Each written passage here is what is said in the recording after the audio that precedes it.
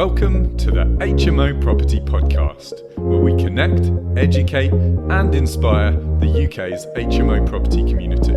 So stop what you're doing, sit back, relax and enjoy the story.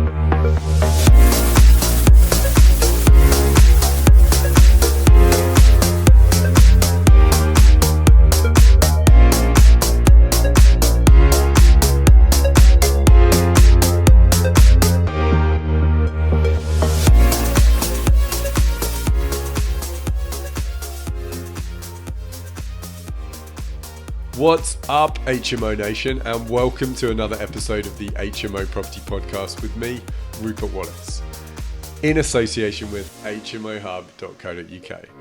In this episode, we're interviewing successful HMO property investor Claudine Robertson-Smith. Now, Claudine's going to take us on her HMO property investment journey, including the ups, the downs, the highs, and the lows.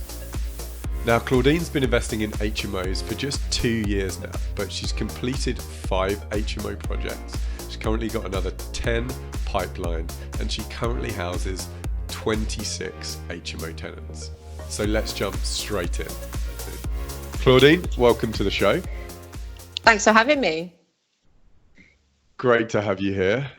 Before we dive into the details of your HMO journey, Claudine, tell us a bit about yourself and tell us about your background before you started in HMOs. Sure, absolutely. So it feels like 100 years ago now, right? That I've sort of worked and started in HMOs. But I used to work in recruitment. So having done the whole school, university, the first thing was go and get a job. So I landed myself in recruitment. I thought, good relationship builder, loved dealing with people day to day, and got a job in recruitment. And literally, I ended up in recruitment for about 12 years. So I ended up working for a range of different companies and ended up in their HR departments. So I've worked for T-Mobile before they became EE. And more recently, my last job before I stepped out of the corporate world was with Countrywide. So Countrywide is obviously the biggest property group in the UK. So I was their head of recruitment for a couple of years as well. So that's my background before I started in property. Great. And when did you leave Countrywide? So I left May last year. So it will be coming up to a year since stepping out the corporate world, which is amazing how quickly that's gone, to be fair. So, and how does it feel? It's been great. I guess like initially, to be truthful, it's kind of challenging because I guess I'm sure people listening will appreciate this as well. It's just having done something for so many years where it's like commuting to an office and sitting and, having to run meetings and all of those kind of things, to all of a sudden have this time available and like being able to drop off my son to school and things like that. It's kind of weird at first and it took some getting used to. But yeah, and now I can't imagine being back in an office and having to navigate the politics of the corporate world. I really don't know how I did it, but somehow managed. So yeah, it's been awesome. And so before your HMO journey, did you do any kind of other single lets or anything like that? Yeah, so I think when I bought my very first property just over 2 years ago. And so, yeah, I guess as we're kind of taught through, various training programs, start small, start with the single unit. So I bought 3 single units before getting into HMOs. Yeah, that was kind of the start of it. And how have they gone? They've gone okay. They've been fine. Single units are single units. They are easier to manage, I guess, overall. But I still, I guess buying a property is still buying a property. So you still have to go through the conveyancing process. You still have to go through a refurb process. And I very quickly realised that it's just as much of a pain to buy a single unit as it is to buy an HMO and do something a bit bigger. So after the first 3, I was like, right, need to step this up a bit in terms of income. So yeah. Time to get serious. All right. Yeah. Okay. Tell us how you got into the world of HMO property investing. Yeah, so I think HMO specifically it felt like a really natural transition from having done 3 single units to really needing to step up the income level. And obviously my big goal was to step out of my corporate job, and we have a big life goal that I'll talk about soon as well. But so for me, I was like, I have to make this happen quicker. And really, HMOs are a brilliant way of increasing the cash flow and level of income that we were making. So that's kind of why it started, to be fair, was just to try and increase it that way. But the question is, how did you get into that world? How did it start? So I think, again, it was also speaking to people in the area. So the first properties I bought were in South Yorkshire, so in Doncaster and Barnsley. And the managing agent that we were dealing with also had rooms to let. So they started talking to us about, hey, we have, tenants that work in the distribution centres around Doncaster and Barnsley, which, made it great for demand. So that's how I got into it, by him making those suggestions and then making it happen. Got it. And was there anything holding you back getting into HMO property? Yeah, I guess like just having done sort of like a small little buy-to-let, there was part of me that was like, ooh, it must be really complicated. There's all these like fire regulation things that I've got to deal with, and like licensing, if that's depending on the size of it, etc. So there was a few things that probably created a bit of fear. But yeah, I guess with the right team that can be sorted. Absolutely. The right team can take the workload off. The guys, if you're working with guys with the right experience. So you managed to dig out those guys pretty easily, and it sounded like a fairly easy journey from single let to HMO.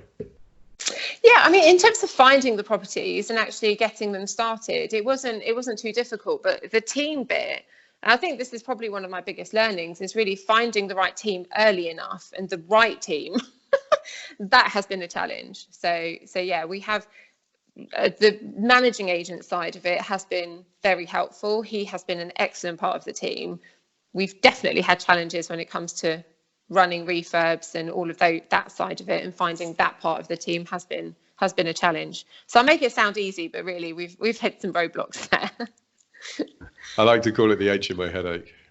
Yeah, I've called it the HMO migraine, I reckon. Okay. Yeah. Well, I mean, we definitely don't want to put too many people off, because HMOs are hard work and they do cause some headaches. But when you get them right, they are worth the reward. Yeah. Are they not? They are, definitely. No, they are, absolutely. I mean, the cash flow is better. And, ultimately, buying a buy-to-let or buying an HMO is virtually the same process, really. So why not go for something that's actually going to create more income and really solve, some of the housing problems that exist in the areas? Why not do that rather than just buying small houses all the time? It's just, it made sense. Great. Claudine, so yeah, don't be put off. Don't be put off. Tell us about your very first HMO property deal, start to finish. Sure. Yeah, that was an interesting one. So we bought it was actually a really beautiful house. It was a corner house. And we managed to negotiate a deal. It was actually a brother and sister who lived together. They were autistic, and they wanted to move back closer to home. So they needed a solution. The house needed a significant amount of work. To be honest, it was hard to believe they were living there, to be honest. So they had to move quickly, and we were able to solve their problems. And doing it the right way for them. So that was good. So then we, because they had so much stuff in the house when we bought, I mean, it was like, top to bottom full of stuff. So we measured it the best that we could, and we figured this is going to be a nice 4-bed HMO. So we thought it works really well. We bought it for 51k, so it was, a nice deal. And then by the time we moved out, everything had gone, bless them. They really had cleared every single bit of it out. And then we went back in fully with the builder, and then we measured it, and we realised that with a little bit of creative thinking, we could get 5 bedrooms out of it. So then we were like, yes, we can make this a nice 5-bed instead. So that was good. So the numbers worked at 4, but actually at 5 it worked even better. So it was great. So that was our process. It took us a little bit of time to get through the buying process, just because I was working full time and trying to make it work at the same time as buying this HMO. And then we got the builder in. So the builder was definitely our biggest challenge. End to end, the project took us around 6.5 months to complete, which is way longer than what we anticipated. But we were able to recoup all of the extra costs that we had to put into the holding costs, etc., on the refinance, which is amazing. But yeah, so we went through that fairly lengthy refurb process, which was, again, for our first one, not perfect, but it is what it is. And we got 5 bedrooms with 5 en suites, and they are beautiful rooms. They are so nice. And like the shared space, they have a whole kitchen and like a dining room area as well. So they've got plenty of communal space, which is important. And it was fully tenanted within a week, this one, which is amazing. Yeah. Wow. So I know the standard we did was wicked. I was really proud. I'm really proud of it. As you should be. Yeah. So you bought it for 51 grand. How much did you spend on it, and what was it worth at the end, and what did it cash flow? So we bought it for 51. We spent just under 50 all in. So because of the overrun of the builder, we were able to recoup a bit of the cost from him as well. So we spent just under 50, including all our holding costs and everything. And well, the refinance is a story in itself. But in the end, we managed to refinance it for 150. So we got all our money back out and a little bit more as well. It cash flows just over £650 net a month for us. Fab. Which Sounds is nice. Sounds like a great first deal. Well, yeah. I mean, I'll tell you a little bit about the refinance, because everyone's going to think this is dead easy. But the refinance bit was a challenge. And this is where the team, again, and the broker is so important. So we originally went with a commercial lender, and they valued the property at 105. Well, firstly, they said 115. They then further dropped it to 105. And we were like, I'm sorry, what? This is crazy. So we then had to basically go through a separate application with a different lender. Thankfully, they had a free valuation product. And then because of how we managed the valuer, so we learnt the first time that we have to really spend some time with the valuer, get to know them and really show them what we'd done to the property. We did that way more effectively the second time, and then we got the valuation of 150 that we wanted. So it took us two valuations to get it. A really good learning point, right? Massive learning point. Yeah, because I know it's easy when I say 51 and then it's 150. Yeah. But that took some effort to get that. And I didn't take no for an answer. I wasn't taking 115. We knew it was worth more. Good. Bit of perseverance paid off by the sounds of it. Yeah, right. Yeah. I think we need that in HMOs as well, don't you think? There are plenty of battles, but all of them overcomable. And, yeah. All of them worth it in the end. Yeah, it was a good result, definitely. Good result. Claudine, since starting to invest in HMOs, how has your life changed? So, well, I mean, my life recently has changed really dramatically. So I obviously we've talked about the whole leaving the job and the corporate world last May, and then but my big life goal was to move to Barcelona, so just south of Barcelona. So my son, who's 7 years old, was born in Barcelona. So he was born here. We had to move back home because of my job situation wasn't great when I was here. But I always said I want to move back to Barcelona on my own terms with my own business, creating income for me. So obviously, firstly, I left my job, and that was a big deal. And then literally in the past month, or just over a month ago, we've moved back to Barcelona on our own terms. Thanks to the income from property. Fab. Blimey, Which is amazing. That's pretty life-changing of all the answers that we get. It is massively life-changing, and we wanted it to happen. And it was, we've worked on it for over 2 years, and we knew this has to happen no matter what. And now we're here, it has to work. So there you go. Are you really telling me that Barcelona is better than Doncaster? I don't live in Doncaster. Yeah, I'm afraid so. Okay. It's kind of sunny most of the time. Okay, Claudine, what is your favourite part of HMO property investing? There's loads of bit I love about it, but I think like my favourite bit, I think I'm a bit of a deal finder. So I really like the chase of like finding a deal, making the deal happen, like securing something. So the example we just had about the very first one, knowing that I really served those people because they wanted to sell their house and they got a really fair price for it and it worked. For me, that's like so powerful, and I love doing that. So yeah, I've definitely got something about finding a deal, chasing it down and negotiating it to what it needs to be is my favourite bit. Great.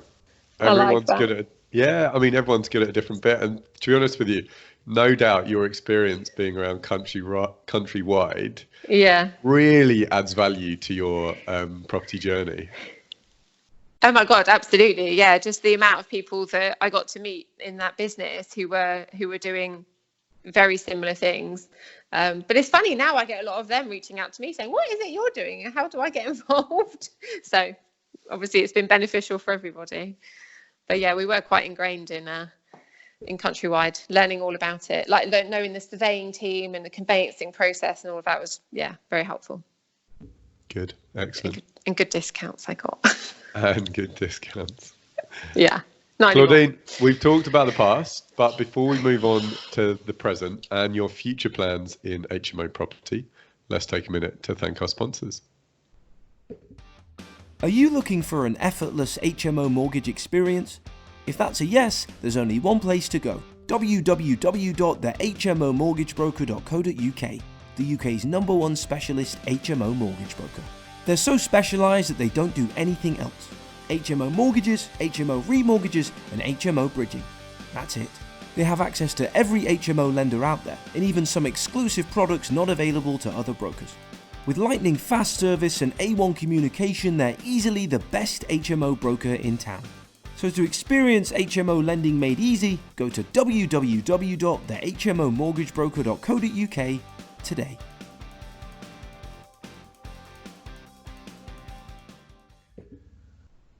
Claudine, fast forwarding to the present day, tell us a bit more about your portfolio, where it's located, who lives in the properties, how big it is, and yeah, just give us some generals. Of course, absolutely. So right now I have 15 properties. So there are some of those that are completed projects. So it's 5, soon to be 6 that we've got completed literally this week that are going to be fully rented ASAP. And yeah, so we've got a number of projects that are currently under refurbishment, which is amazing. One of them is my favourite of all projects, which is we've bought property. We've basically called the company the 7 in a row. So we were lucky enough to come across 7 properties literally back to back, and we've bought all of them in a row. So so those are going to be a mixture of HMOs. There's going to be 18 HMO units and flats as well. So it's an amazing project that we came across, which is amazing. Fab. Nice project. Tell us a bit more about that one. So, well, this is, what I was saying about the negotiation and the deal finding, that it took me 10 months to close that deal. So our managing agent, good team member, he passed us on a lead that there was landlords who owned the properties who was having a terrible time. He was losing money month on month, and the properties were disgusting, and I mean disgusting. And some people living in them still. It was just horrendous. So we basically approached he introduced us to the landlord, who is a interesting character to say the least. And yeah, and effectively over the period of 10 months, we went through a whole negotiation of how we're going to take these on. It started off as a lease option. They then pulled it because they didn't want to do that anymore. So it kind of fell out of bed, came back again. You've probably heard this story before. Came back again, and then yeah, eventually 10 months later, we completed and took all 7 on. So yeah, it's an amazing deal. It's going to be very nice and really regenerate that area, because those 7 houses are really disgusting, and the whole community were really up in arms about how bad they were. So we're really grateful to be able to do it. Give us some numbers. Sure, yeah. So we bought them for 650 for all 7 of them. We're going to be spending just under 500 to get them done, and they're going to be valued at 1.6 million. So it's a good numbers for us as well. Cash flow wise, we're looking about 5,500 to 6,000 for the whole lot when we do it. So it's a great deal. Very excited about it. Go Claudine. Go Claudine. Yeah, I did think, is this too big for me? And I was like, no. Buy-to-lets to HMOs to 7 in a row. So, I mean, our next question is all about your single best HMO investment today, but by the sounds of it, this is it. Yes, without a shadow of a doubt, it is even though it's obviously mixed units in terms of some flats and HMO units. Yeah, for me, this is one of the best deals that I've done, and the fact that it's going to make such a difference to the local area is huge. So is that going to be your focus from now on, finding these type of deals?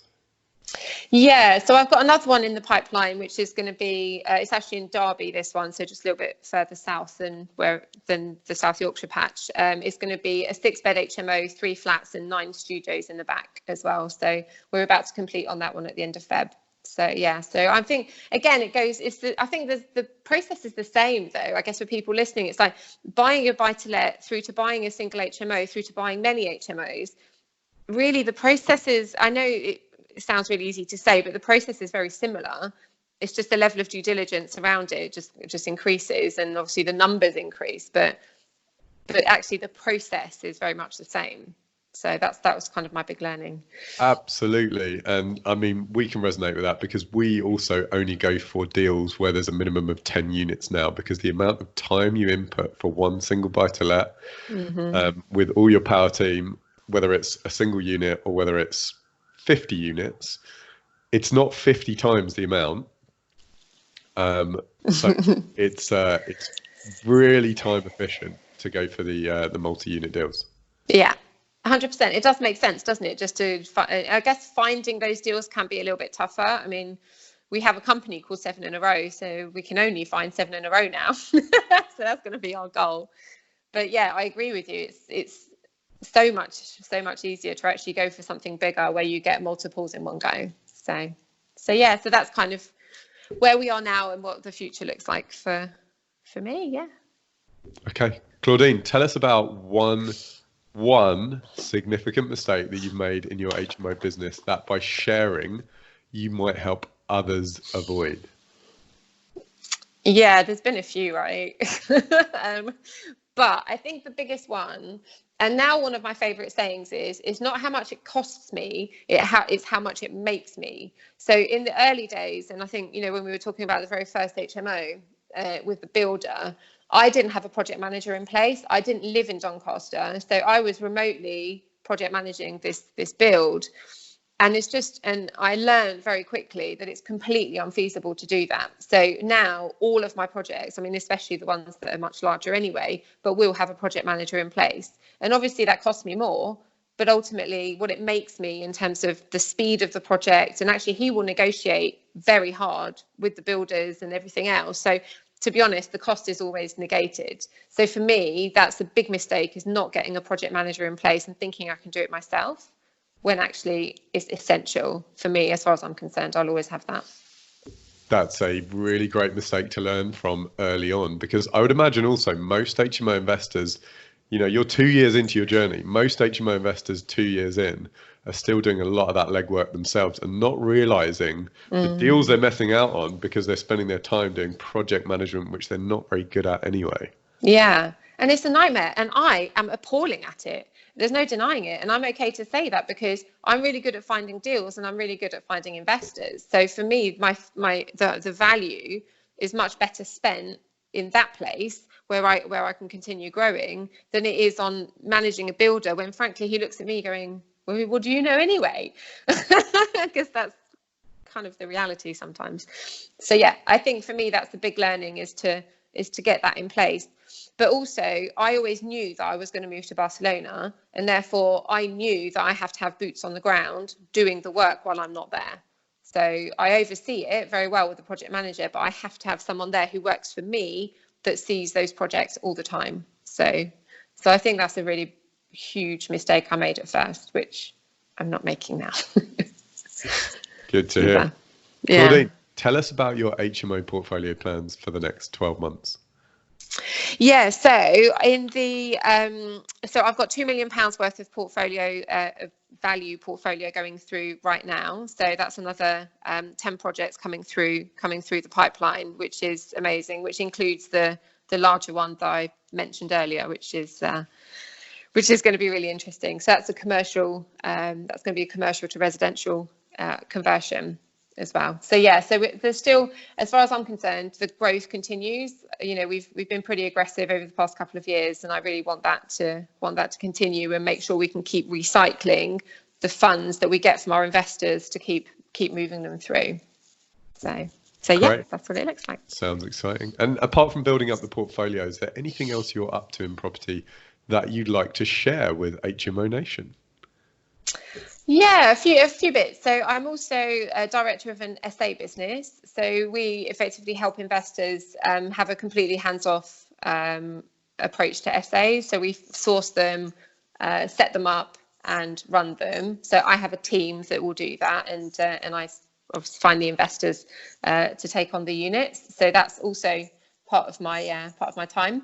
But the most important thing for me is I'm a coach. So because of my background in recruitment and all of the kind of career development work I've done with teams before, I love coaching. It's my complete passion in life, and I feel like I have some value to add, and I can share my experience and help other people achieve the same. So I coach people one-to-one and in groups as well to really help them achieve it. And that's been really successful too. Obviously, I'm time limited, so I can't always take on a lot more clients. But that's been working really well, and I really love it. That gives me a very strong sense of contribution. So.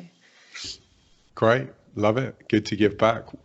Claudine, what advice would you give any current HMO investors, people that are already in the market? That are already there. I think the big thing for me is definitely getting the team right. So I think when people, if they're investing right now and there are struggles, I think the struggles will always come from not having the right team in place.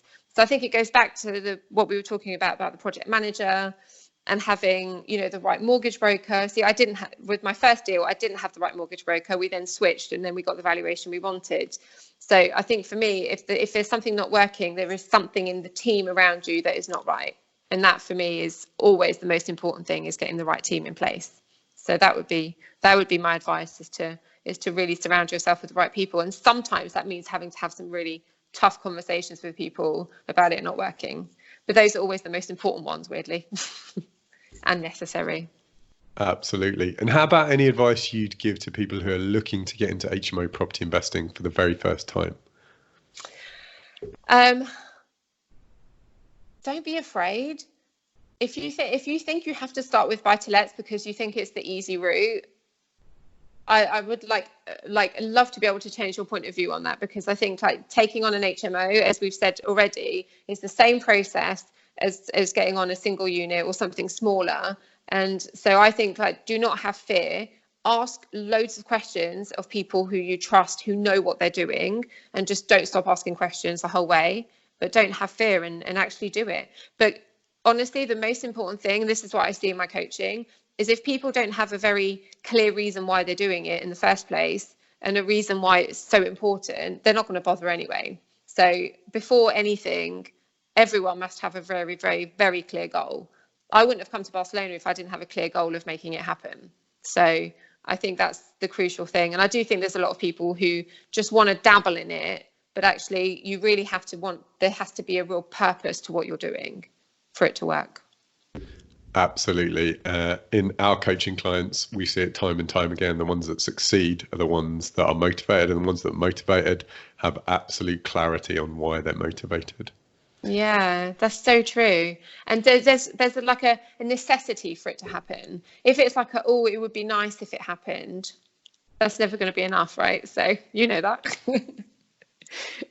Absolutely. Claudine, before we sign off, we'd like you to recommend one great HMO resource or business book that you'd like to share. Then let HMO Nation know how they can connect with you, and then we'll say goodbye. Sure. So I'm a big one on mindset. So my resource, I'm sorry, is not very HMO specific, but this for me is one of the books that has totally revolutionized how I approach things. And it's Feel the Fear and Do It Anyway by Susan Jeffers. And it is just it is one of the basics of all the books in the world in terms of mindset. But I will read it time and time and time again, because it's the one that when there's things that are stopping you, or there's issues with your team, is exactly the book that I think people need to read. So feel the fear and do it anyway. Clues in the name. And how about if HMO Nation want to connect with you? How can they do that? Yeah, so I'm on social media platforms. So I'm Claudine Robertson on. So I'm still my maiden name on Facebook. So you can connect with me on there. Instagram as well. Claudine Robertson-Smith is I'm on there, and also on LinkedIn. So I've now finally updated my LinkedIn profile from my recruiter years. So you can find me on there too. Great stuff. Claudine, thanks for sharing your journey. We salute you. Let's get an HMO high five. Yeah. Thank you very much. It's been awesome to chat to you. And we'll see you again soon. Thanks, Claudine. Cheers. Thank you. Thanks for joining us.